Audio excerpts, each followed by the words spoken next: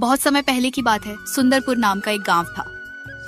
इस गांव में मोहन अपनी पत्नी नीलम के साथ रहता था और वह बहुत ही गरीब था। वह अपने खेत पर ही निर्भर था और उसी में जो फसल होती थी उसी से वह अपनी आजीविका को चलाता था। और मोहन अपने खेत पर काम करता था, पर उसके खेत में अच्छी फसल नहीं होती थी। अगर किसी भी प्रकार से फसल अच्छी प्रकार से हो जाती थी तो कहीं बारिश की वजह से खराब हो जाती थी और तो कहीं सूखा पड़ जाने की वजह से खराब हो जाती थी। और वह इस प्रकार अपनी किस्मत और भगवान को कोसता रहता था। और वह कोसे क्यों ना, वह अपनी पत्नी के साथ उसे खेत में बहुत ज्यादा मेहनत किया करता था। इसीलिए जब उसकी फसल अच्छी नहीं होती थी तो उसे बहुत बुरा लगता था।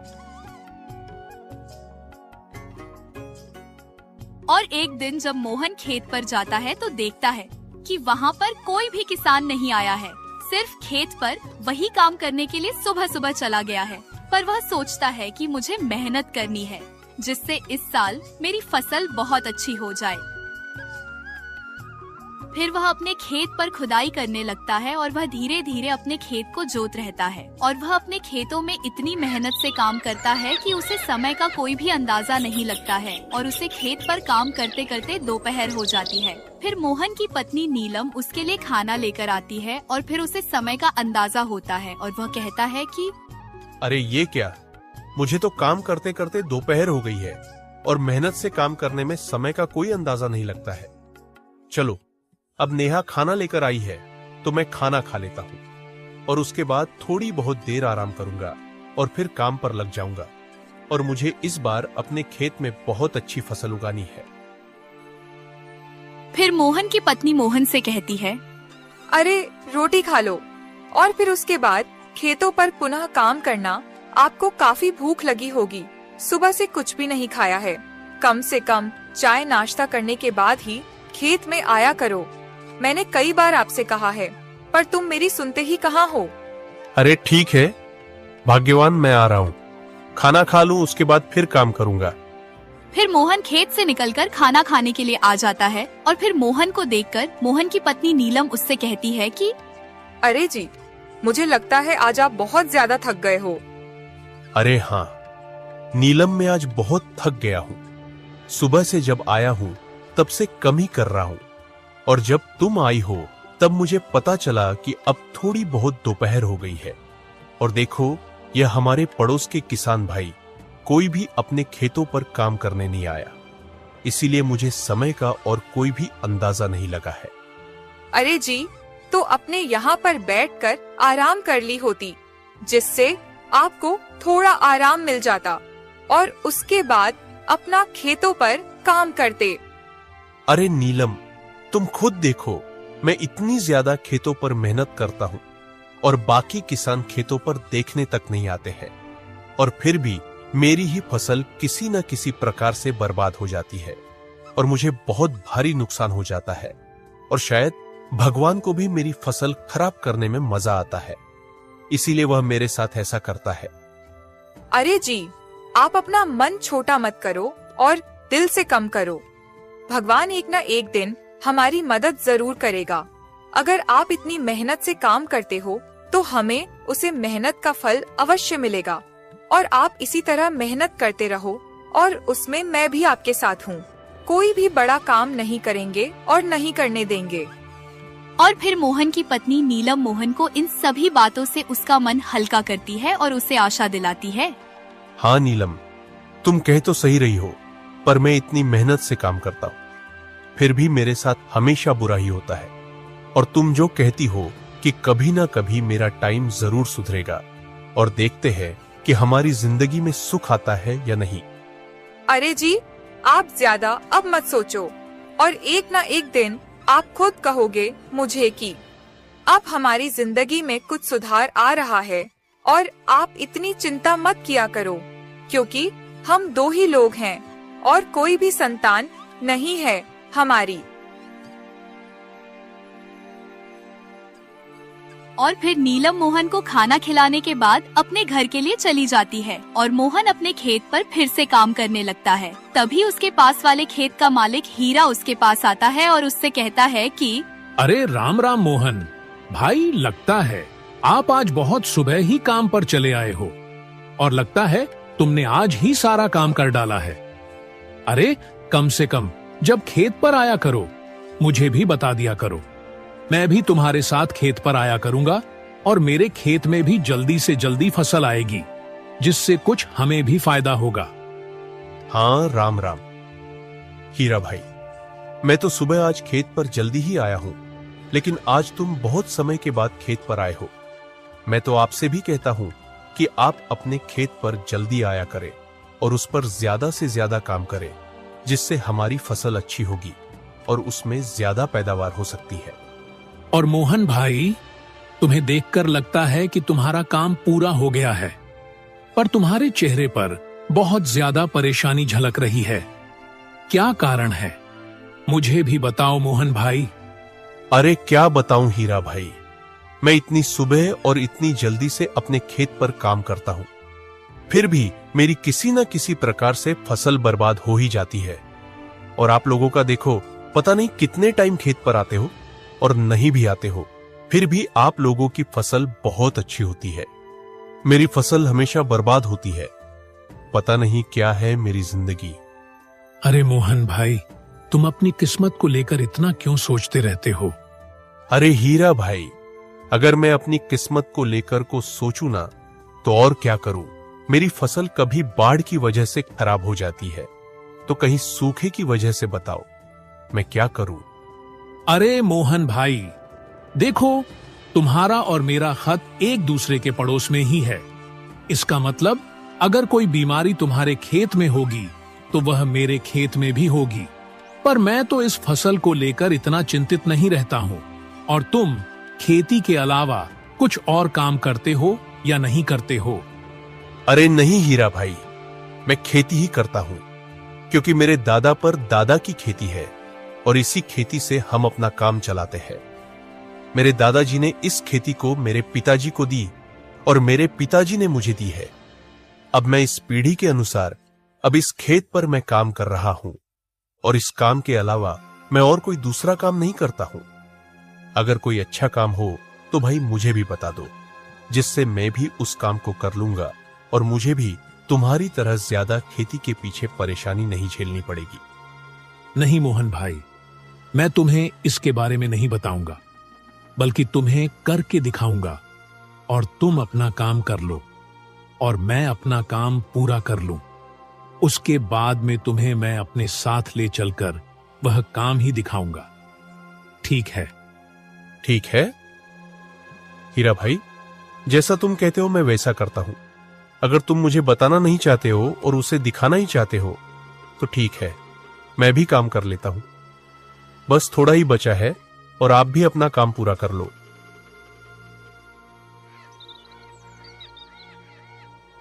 फिर हीरा और मोहन अपने अपने खेत पर काम करने लगते हैं और मोहन ने सुबह जल्दी काम शुरू किया था और वह जल्दी उठकर अपने खेत पर आया था। उसकी वजह से उसका काम जल्दी पूरा हो जाता है और वह हीरा के खेत के पास जाकर खड़ा हो जाता है और मन में कहता है कि अरे मैं हीरा भाई का काम पूरा करवा दूं, जिससे उनका काम पूरा होने के बाद भी मुझे अपने साथ ले जाकर उसे काम को दिखाएंगे जो उन्होंने मुझे बताया था। फिर मोहन हीरा के खेत में काम करने लगता है और काम पूरा होने के बाद हीरा मोहन से कहता है, अरे तुम्हारा बहुत बहुत धन्यवाद मोहन भाई, तुमने मेरा काम बहुत जल्दी पूरा करवा दिया और तुम्हारे जैसा आदमी कोई नहीं होगा जो अपना काम करने के बाद भी दूसरों के बारे में भला सोचता है। अरे हीरा भाई, कैसी बातें कर रहे हो? इसमें धन्यवाद की क्या बात है? मैं तो आपकी मदद कर रहा हूं ना। और जब आप मुझे भाई रहते हो और उसके बाद धन्यवाद भी करते हो, यह अच्छी बात नहीं है। मैं तो एक सीधा साधा आदमी हूं और आपने मुझे भाई कहा है, तो भाई का तो फर्ज बनता है एक दूसरे भाई का काम करवाने में। अगर इतना नहीं कर सका तो फिर फायदा क्या है भाई कहलवाने में।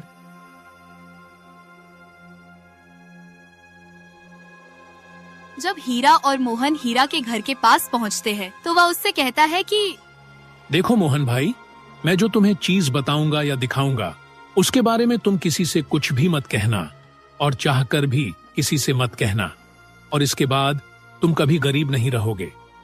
हीरा की ऐसी बातें करने के बाद मोहन को उसकी बातों में कुछ गड़बड़ होने का एहसास होता है और वह उसे कुछ गलत समझने की कोशिश करता है, क्योंकि अगर वह कुछ ऐसी चीज दिखता है जिसमें उसे कोई दिक्कत ना हो तो वह ऐसी बातें कभी ना करता। यह बातें मोहन सोच ही रहा था। तभी हीरा मोहन से कहता है कि अरे मोहन भाई, कहाँ खो गए हो? क्या सोच रहे हो? अरे, जो तुम सोच रहे हो वह बिल्कुल भी गलत नहीं है और तुम मेरे साथ अंदर चलो। फिर मोहन और हीरा घर के अंदर जाते हैं और हीरा के घर में ऐसी व्यवस्था देखकर मोहन उससे कहता है कि अरे हीरा भाई, तुम्हारा घर बाहर से एकदम कबाड़ लगता है और ऐसा लगता है पूरा खंडहर पड़ा हो, लेकिन अंदर तो किसी बड़े बिजनेसमैन की भांति इसमें सभी सुविधाएं हैं। या कैसे हुआ और कब हुआ? अरे भाई, अभी यह तो कुछ भी नहीं है जो मैं तुम्हें दिखाऊंगा। उससे तुम्हारी आंखें फटी की फटी रह जाएंगी। और फिर हीरा मोहन को मक्के को दिखाता है और फिर मोहन उससे कहता है कि अरे हीरा भाई, ये तो मक्का है, इससे क्या होगा और ये हमारी किस प्रकार मदद कर सकता है? अरे मोहन भाई, तुम कितने नादान हो, तुम्हें इसके बारे में नहीं पता है। यह मक्का मैंने चीन से मंगाई है। अरे हीरा भाई, यह मक्का हमारे यहाँ की मक्का के मुकाबले काफी अलग है और ये नेचुरल नहीं लगती है कि क्या ये कोई जादू मक्का है क्या, जो इससे हम जल्दी से जल्दी अमीर हो जाएंगे? अरे हाँ मोहन भाई, यह मक्का नेचुरल नहीं है। इसे खेतों में उगाया नहीं जाता है, बल्कि फैक्ट्री में बनाया जाता है। और ऐसा ही कुछ सोचो कि यह जादुई मक्का है। देखो, इस मक्के को हम अपने यहाँ के मक्के में मिला देते हैं, तो इसमें पता नहीं चलता है कि यह मक्का कोई अलग है या नहीं, जिससे हमें डबल मुनाफा होता है।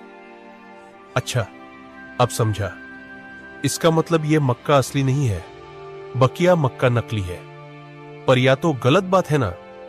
अगर हम इस मक्के को असली मक्के में मिलाकर भेजेंगे तो जो व्यक्ति इस मक्के को खाएगा वह बीमार हो जाएगा और उसकी मौत भी हो सकती है। नहीं भाई, मैं ऐसा नहीं कर सकता हूं और तुम भी इसे बेचना बंद कर दो। अरे मोहन भाई, सोच लो एक बार, क्योंकि तुम्हारे पास भी यही एक चारा है जिसके द्वारा तुम भी अमीर हो सकते हो, और तुमसे ठुकराने के बाद चले जाओगे तो बहुत ज्यादा ही पछताओगे। कोई बात नहीं हीरा भाई, मैं यह गलत काम नहीं करूंगा। मैं किसी की जान के साथ खेलकर अमीर बनना नहीं चाहता हूं। तुम्हें ही यह काम मुबारक हो। मैं चलता हूं।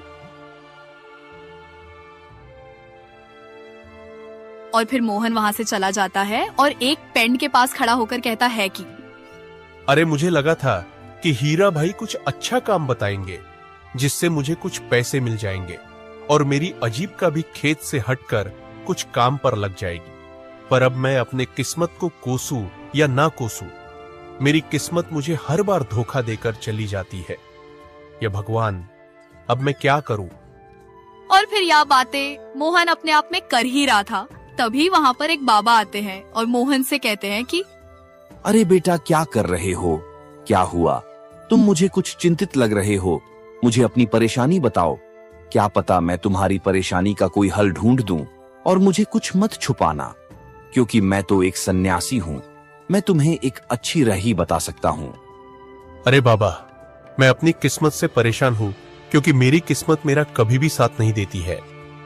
अरे बेटा, तुम ऐसा क्यों कह रहे हो? अगर तुम अपना काम मेहनत से करते हो तो तुम्हारी किस्मत तुम्हारा साथ अवश्य देगी। अरे नहीं बाबा, मैं मेहनत करने से कभी भी पीछे नहीं हटता हूँ। मेरी फसल कभी बाढ़ की वजह से खराब हो जाती है तो कभी सुख की वजह से भरकर बेकार हो जाती है। और इस साल मेरी फसल सही हुई है तो बाजार में इसके दाम गिरा दिए गए हैं। अब बताओ, मैं करूं तो क्या करूं बाबा? अरे बेटा, तो तुम खेती को छोड़कर कुछ कोई और काम क्यों नहीं करते हो, जिससे तुम्हें खेती पर ज्यादा निर्भर रहना नहीं पड़ेगा। और जो तुम्हारे साथ ही होंगे वह भी तो इसी तरह परेशान होंगे जिस तरह तुम परेशान हो। नहीं बाबा, वह लोग इस तरह परेशान नहीं है, क्योंकि वो लोग कोई ना कोई इलीगल काम करते हैं जिससे उनका व्यापार चल रहा है। तो बेटा, तुम भी उसी तरह का कोई धंधा करो जिससे तुम्हें भी ज्यादा पैदावार हो और मुनाफा भी हो, जिससे तुम भी अपनी किस्मत को मत कोसना। अरे लगता है बाबा आप समझ नहीं पाए हो। वे लोग चीन से मक्का मंगाते हैं और मक्का खेतों में उगाई जाने वाली मक्का नहीं होती है। उसे मक्का को फैक्ट्री में बनाया जाता है, जिससे लोगों में इसे बेचने के बाद मुनाफा तो होता है, पर उस मकई के सेवन से उनका स्वास्थ्य खराब हो जाता है और वह बीमार पड़ जाते हैं। मैं नहीं चाहता हूं कि मेरी वजह से कोई भी बीमार पड़े या किसी को परेशानी हो, इसीलिए मैं यहाँ इल्लीगल काम नहीं करना चाहता हूँ। अरे क्या बेटा, वो मक्का खेत में नहीं उगाई जाती है, बल्कि उस मकई को फैक्ट्रियों में बनाया जाता है। अच्छा हुआ बेटा तुमने इस मार्ग को छोड़ दिया। अरे बाबा, अब तुम ही बताओ कि मैं इस मुसीबत से कैसे छुटकारा पाऊंगा और मैं अपनी किस्मत को कैसे सुधार पाऊंगा। इसके बारे में मुझे कोई उपाय बता दो। देखो बेटा, मैं तुम्हारी मदद तभी करूंगा जब तुम मेरा एक काम करोगे। बताओ बाबा, मैं आपके किस प्रकार काम में आ सकता हूं? मैं एक ऐसा व्यक्ति हूं जो किसी के भी काम आने के लिए तत्पर रहता हूं। और फिर आप तो मेरे मुसीबत का हाल बता रहे हो। मैं तो आपके लिए तत्पर हूं। आप मुझे बताओ क्या करना है। देखो बेटा, मैं मानता हूं कि तुमने इस काम को अपने ध्यान और दिमाग से मना कर दिया है, पर तुम्हारे घर में जो परिजन है उनसे भी पूछ लो वह इस काम के बारे में क्या कहते हैं, और फिर उनकी भी राय लेकर मुझे कल फिर से यही मिलना। फिर मैं तुम्हारी समस्या का हाल बताऊंगा। और फिर मोहन बाबा को प्रणाम करके वहाँ से अपने घर के लिए चला जाता है। और घर पहुँचने के बाद मोहन अपनी पत्नी नीलम को वह सारी बातें बताता है। तो मोहन की पत्नी उससे कहती है कि अरे जी, आपने बहुत अच्छा किया उस काम को मना करके, क्योंकि उस काम को करने के बाद हमें कुछ तसल्ली तो मिलती, पर हमारे द्वारा बेची गई उस नकली मकई को खाने के बाद लोगों का स्वास्थ्य खराब हो जाता और वह बीमार पड़ जाते, और हम नहीं चाहते हैं कि कोई हमारी वजह से बीमार पड़े। वाह नीलम, तुम्हारी सोच बिल्कुल मेरी तरह है। तुम भी नहीं चाहती हो कि हमारी वजह से किसी का स्वास्थ्य खराब हो और वह बीमार पड़े। आज मुझे तुम पर गर्व है, क्योंकि तुम भी यह मेहनती किसान की समझदार पत्नी हो। अरे जी, छोड़ो इन बातों को और इन बातों को। अपने ऊपर कोई भी प्रभाव मत पड़ने देना और इन सब काम से आप दूर ही रहना तो ही अच्छा होगा। और आप देखना है एक ना एक दिन हम जरूर मेहनत करके कामयाब होंगे, जिससे हमारी मेहनत का बहुत अच्छा रंग लाएगी।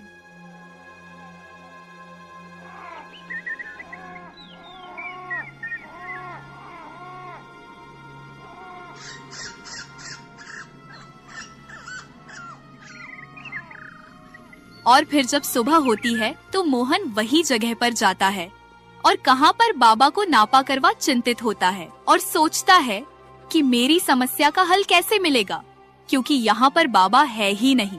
और जब यह सब मोहन सोच ही रहा था, तभी वहाँ पर बाबा प्रकट होते हैं। तो उन्हें देखने के बाद मोहन थोड़ा चौंक जाता है और फिर बाबा उनसे कहते हैं कि अरे बेटा, क्या सोच रहे हो?